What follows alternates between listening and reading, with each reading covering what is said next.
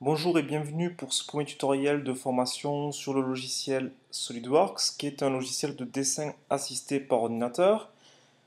Dans cette première partie, nous allons prendre en main l'interface et expliquer le fonctionnement d'un modeleur volumique par l'intermédiaire d'une pièce simple, dont je vous montre ici le modèle de suite, qui est un cube percé en fait sur ses deux faces. Un cube de 50 mm de côté, dont deux faces ont été percées avec des trous, des perçages débouchants de diamètre 20 mm.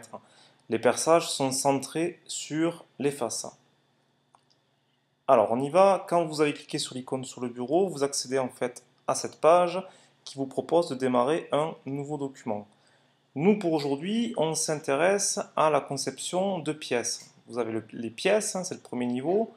Vous avez les assemblages de pièces et vous avez les mises en plan. Les mises en plan permettent en fait de générer des fichiers imprimables, comme celui-là par exemple, hein, avec des cotes, etc. Alors on y va, pièce, c'est déjà cliqué, et on fait OK. Voici l'interface basique du logiciel dans le mode pièce. Vous avez ici trois grandes parties qui sont, à mon sens, par ordre d'importance, l'arbre de conception que vous avez ici. Voilà. Donc là, on va y revenir tout à l'heure, mais l'arbre de conception conserve et montre tous les éléments que vous avez générés pour faire votre pièce. Vous avez la fenêtre de visualisation graphique, votre pièce sera affichée tout à l'heure, en 3 dimensions, et vous avez le menu. Vous avez un menu ici qui est découpé en onglets en fait, hein. Vous avez un onglet fonction, esquisse, évaluer, un autre qui sert à rien, on y reviendra un petit peu plus tard. Un autre qui sert à rien dans ce tutoriel en fait, hein. Alors, on y va. Donc, comment fonctionne un modeleur volumique? Un modeleur volumique, c'est un logiciel qui permet de faire du dessin en 3 dimensions. Sauf qu'on a du mal à dessiner directement en 3 dimensions. On part toujours en fait de ce qu'on appelle une esquisse, qui sera en 2 dimensions, qu'on va en fait étirer. On va dessiner ici par exemple un carré de 50 mm de côté. Attends, on va plutôt partir sur le haut, hein, c'est déjà à côté. Un carré de 50 mm de côté, voilà, qu'on va étirer sur 50 mm. Et là, j'aurai un cube de 50 mm d'arête. On peut ajouter de la matière et on peut aussi de la même façon enlever. On peut dessiner un cercle et étirer en fait un vide qui s'étend sur toute la pièce. On appelle ça en fait l'extrusion et l'enlèvement de matière par extrusion. Donc on commence de suite par la première esquisse. Donc là il s'agit de dessiner en fait le premier carré de 50 mm de côté. Alors, pour dessiner, même vous sur votre feuille, sur votre table en fait, hein, vous avez besoin d'un plan, ce qu'on appelle un plan d'esquisse. Le plan d'esquisse en fait c'est la base sur laquelle sera dessinée votre esquisse. Alors des plans, vous en avez ici là, pour la pièce, hein. Vous en avez trois, vous avez le plan de face, le plan de dessus et le plan de droite. Alors au passage, j'en profite hein, pour vous montrer un petit peu les outils de visualisation que le logiciel propose. Première étape, en fait, vous appuyez sur CTRL et vous laissez appuyer sur CTRL, vous sélectionnez les trois plans. En fait, CTRL vous permet de faire une sélection multiple. Je ne sais pas si vous saviez, mais votre souris en fait comporte une molette, donc ça vous saviez forcément. Et ce que peut-être que vous ne saviez pas, c'est que votre molette, vous pouvez y appuyer dessus. Et si vous appuyez dessus, que vous ne lâchez pas en fait, que vous bougez votre souris, vous accédez à la rotation. Donc là, voilà, je passe en fait d'une vue plane comme ça, ici, là, à une vue en 3 dimensions. Votre souris, votre molette, là, si vous actionnez la molette, eh ben, vous effectuez un zoom qui est centré sur le pointeur. Alors c'est intéressant en fait parce que puisque c'est centré sur le pointeur, eh bien vous pouvez déplacer comme ça. Moi je m'en sers comme ça. Vous vous en servez pour déplacer en fait votre visualisation. Donc voici mes trois plans. J'en choisis un. Je vais prendre par exemple le plan de face et je démarre une nouvelle esquisse. Alors pour y aller, en fait, je vais dans l'onglet esquisse et je clique sur esquisse, créer une nouvelle esquisse. Voilà. Lui, par défaut, il se remet en fait en vue normale en fait. Il revient, si vous voulez, en vue perpendiculaire par rapport à l'esquisse. On regarde de façon normale ou orthogonale en fait à l'esquisse. Donc c'est ce qui nous intéresse. Alors c'est parti. J'active l'outil rectangle et je clique une fois pour le premier point. Je clique une deuxième fois pour le deuxième point. Je ne cherche pas à faire un carré, je ne cherche pas à faire les dimensions précises de suite. On verra qu'on y arrive en fait tout à l'heure avec l'outil cotation. Voilà mon carré. J'appuie sur échappe pour désactiver l'outil carré. Et je me lance dans la cotation. Je vous rappelle un petit peu ce qu'il faut que je fasse. Il me faut un carré de 50 mm de côté. Ce qui fait qu'il va falloir que je cote deux segments à 50 mm. Pour cela, vous avez l'outil cotation intelligente. Alors intelligente, méfiez-vous quand même, hein, mais cotation, ça m'intéresse. Je clique dessus et je sélectionne un côté. Voilà, je clique une fois. Je reclique pour poser la cote.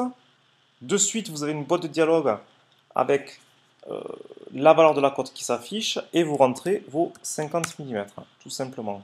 Je fais exactement pareil pour le deuxième côté. Je clique une fois, je reclique pour poser la cote et je rentre les 50 mm. Au passage, alors j'appuie, alors vous avez vu hein, à chaque fois, j'appuie sur échappe pour désactiver les outils. C'est important hein, à chaque fois de faire ça. Au passage, je vous montre un petit peu, je vous explique un petit peu l'un des autres concepts importants de ce premier tutoriel. Il y a un code de couleur pour les esquisses. Une esquisse peut être bleue, noire ou rouge, parfois même jaune. Quand elle est bleue, ça veut dire qu'elle est sous contrainte. C'est-à-dire qu'il manque des dimensions au logiciel pour qu'il connaisse complètement les dimensions de votre esquisse. Donc là, c'est le cas.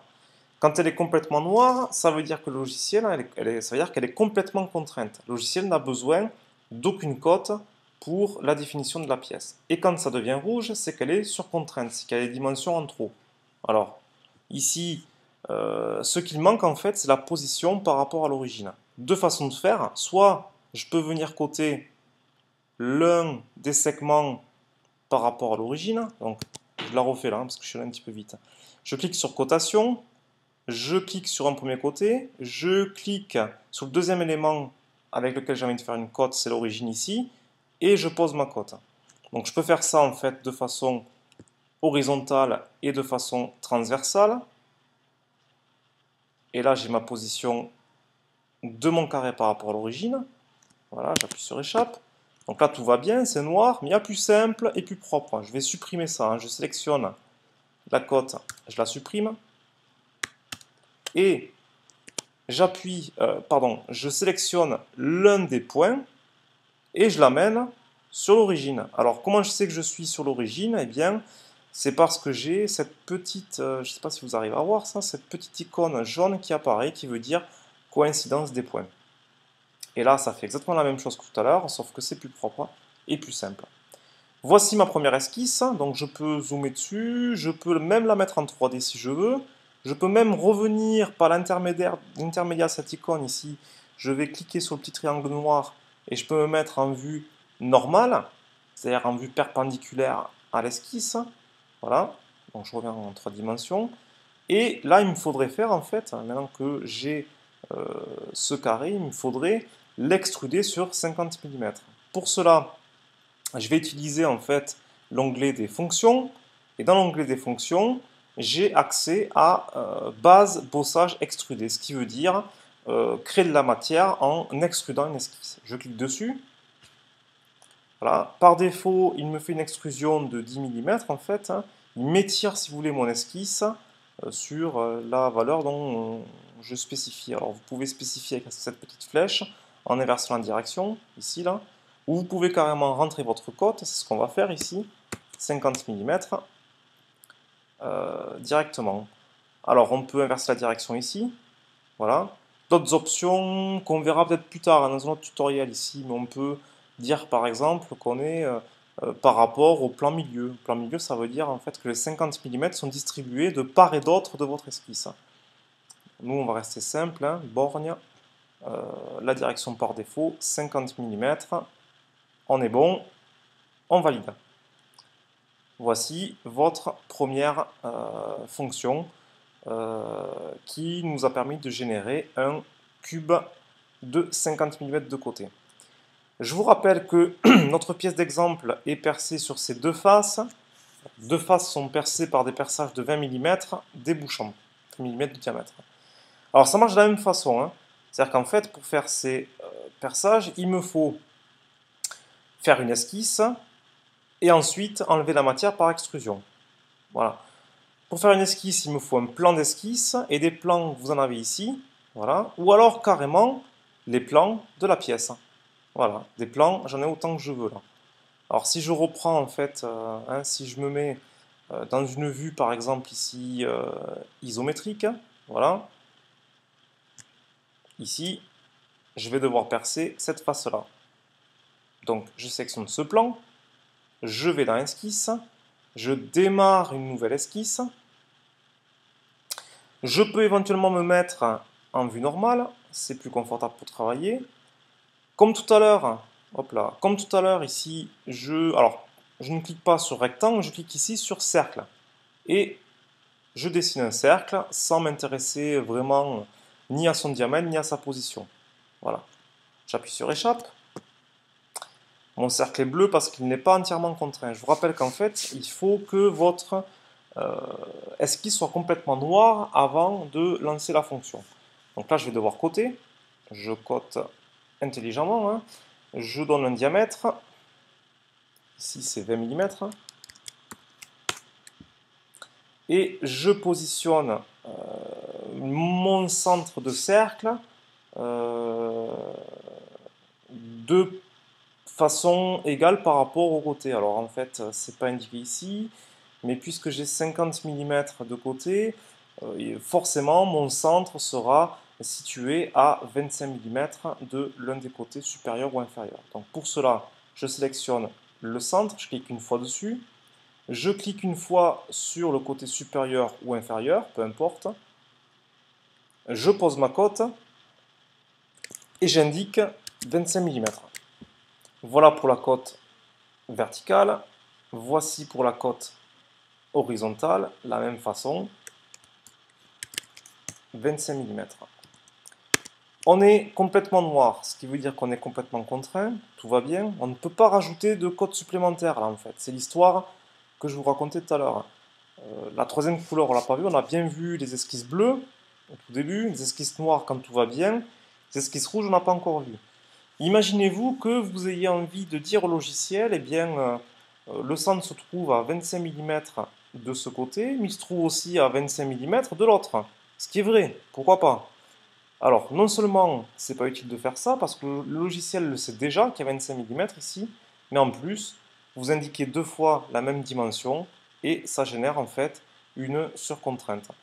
Donc vous avez ce message de dialogue, là, rendre cette compte pilotée. Dès que vous avez ça, vous ne cherchez pas à comprendre, vous appuyez sur annuler, il y a forcément un problème.